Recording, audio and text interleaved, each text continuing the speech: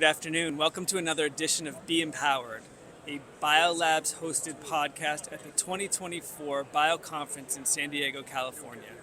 My name is John Freeman. I am the CFO at BioLabs. BioLabs has built a platform around innovation with shared lab and office spaces in 4 different countries and 15 locations around the world.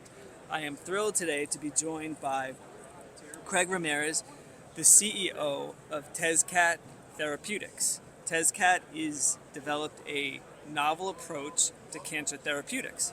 Welcome, Craig. Thank you for having me. Just by way of introduction, it would be really, I think interesting for our listeners to get a sense of what Tezcat is working on and, how your company has evolved. Yeah. Thanks for having me. Absolutely. Tezcat Biosciences is a preclinical stage cancer therapeutics company spun out of NYU Langone Health, and we have plans to further develop follow-on programs and try to see where our technology can make it.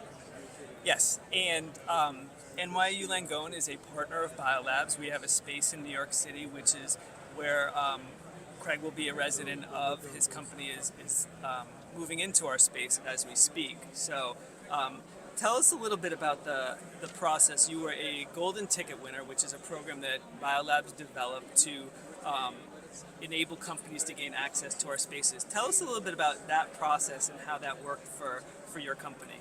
Yeah, I believe we found out about the opportunity from LinkedIn. Okay. That's our news source.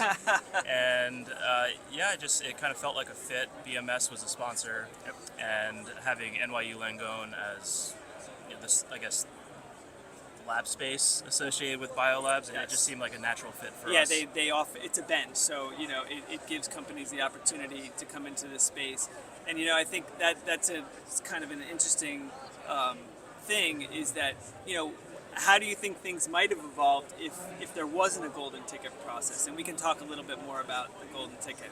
Well, without a golden ticket, we would not have lab space, and oftentimes I think of it as a snowball effect, similar to getting a first grant to further develop technology. Having the lab space validates a company to some extent, whether it be with investors, pharma, or grant applications even. Yeah, no, that's great.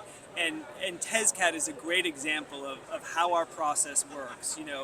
Golden tickets, working with a partner like NYU Langone and a company like this is a great story of how our whole process and how our mission evolves. So I think it's just a really good example of how we help enable scientific development and how we connect people. A lot of what we do is about building community. So, we certainly hope that is a good experience when you're fully moved into this space. As we've discussed a little bit before this podcast, your journey began in around 2019, and now that we're in 2024, could you give a little bit of advice or what kind of recommendations would you give to aspiring entrepreneurs, based on your journey and your experiences? I guess the advice would be always seek advice and feedback.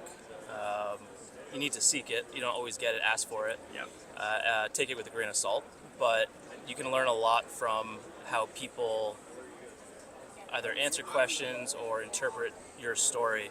And it can either help enhance your storytelling or potentially give you new ideas for your development plan. Yeah, no, that's a great plan. I think that's very well said.